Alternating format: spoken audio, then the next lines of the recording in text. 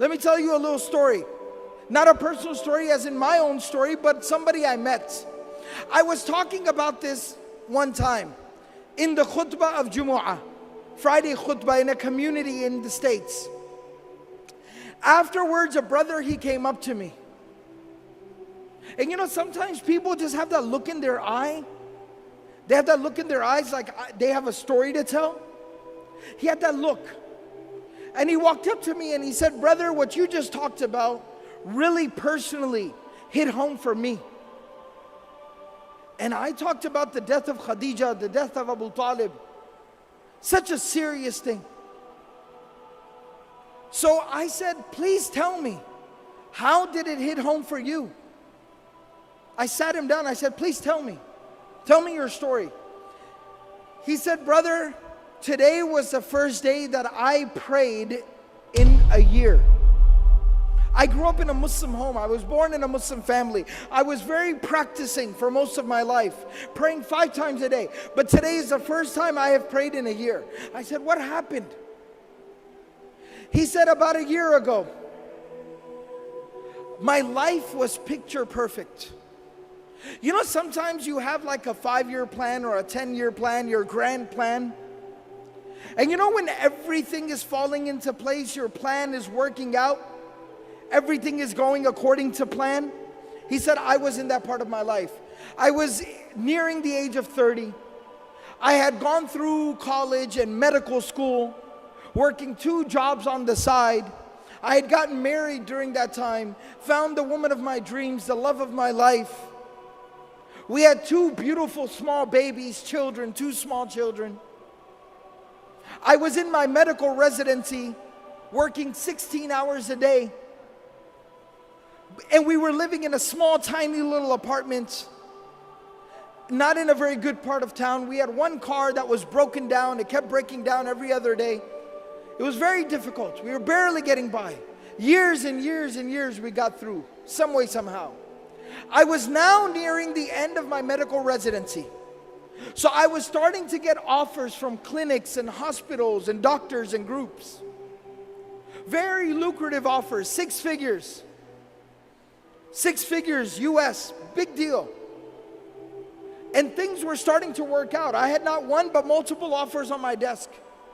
We had gone looking for nice homes so we could buy a house in a nice neighborhood, nice schools for our children. We went to the car dealership and we're looking at minivans and nice cars. Everything was working out. All our dreams were coming true. And he said, one day I came home a little bit earlier than scheduled. I walk into my house. I said, Salamu alaikum, practicing family. I said, Salamu alaikum, as the sunnah is. And nobody responded.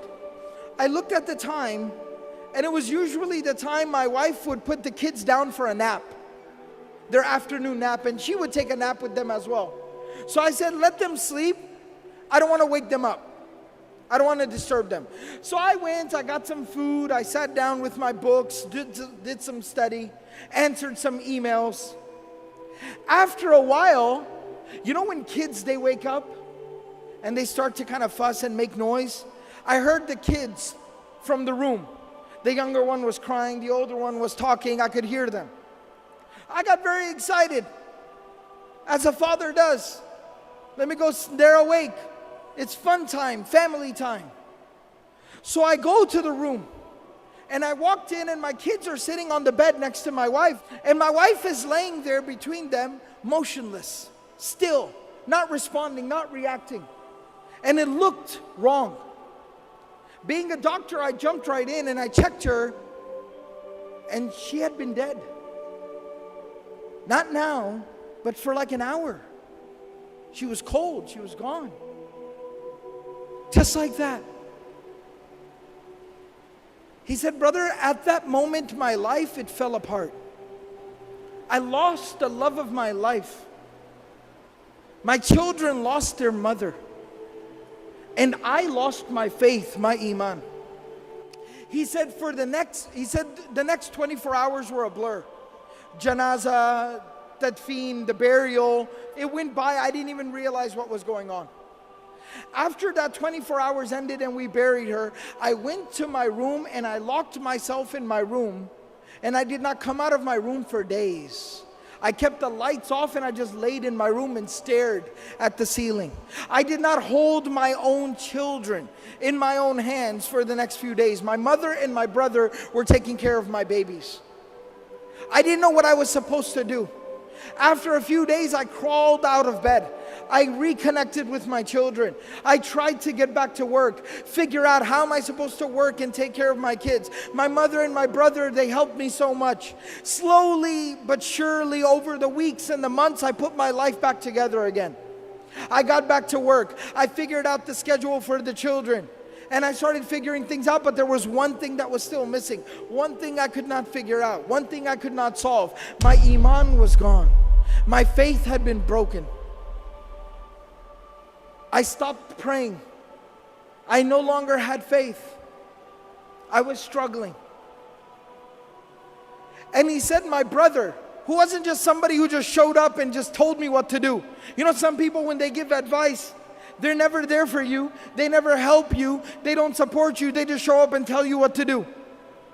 My brother was not like that. He looked after my kids. He stayed awake with my babies when I had to go to the hospital for a call. He's somebody who took care of me and my kids. I respect him. I love him. And he's very pious, very righteous. He prays. He kept telling me every single day, brother, come on, you need to pray. Brother, come on, you need to pray. But I kept resisting and refusing. He said, this morning, today, he showed up at my house and he said, I am not taking no for an answer. Mother will watch the children. You are coming to the masjid with me. You will come to Jumu'ah. You will put your face on the ground before Allah subhanahu wa ta'ala and you will pray. You will make sujood. You will say Allahu Akbar, and that hole in your heart will be filled. And he said, and I came to the Jumu'ah, the Friday prayer. I heard the khutbah and you were telling the story of the Prophet ﷺ, how he lost the mother of his children, how he lost the love of his life. And I found the answer to my question. It made sense to me again. Think about this.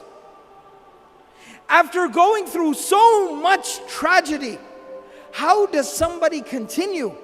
How does the Prophet ﷺ wake up the next day, go out there and preach harder than he did yesterday, work harder than he did ever before, knowing that he's going to come home to an empty home, knowing that he's going to come home to an empty bed, knowing that he's going to come home and have to look his children in the face and wipe the tears from their face that their mother is not coming back? How did he persevere? How did he continue? It was at that moment that Allah subhanahu wa ta'ala provided him a solution.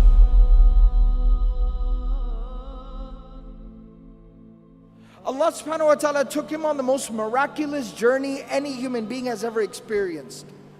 It is called the journey of Al-Isra wal-Mi'raj, the journey by night to Jerusalem, and then the ascension above the heavens. The journey by night to Al-Aqsa, and then the ascension above the heavens. And there he got closer to Allah subhanahu wa ta'ala than any creation of Allah has ever gotten. Even Jibreel alayhi salam stopped at Sidratul Muntaha and he said that you are to go forward from here. And there Allah subhanahu wa ta'ala gave the Prophet sallallahu alayhi wasallam a gift. And that gift was the 5 times daily prayer. And Allah subhanahu wa ta'ala told the Prophet sallallahu alayhi wasallam, difficulties will come. Adversity will knock your door. Tragedies will befall you. But every single time you fall, stand back up and say Allahu Akbar. Every single time you deal with a difficulty, say Allahu Akbar. Salah will heal your wounds. It'll solve your problems. It'll ease your difficulties.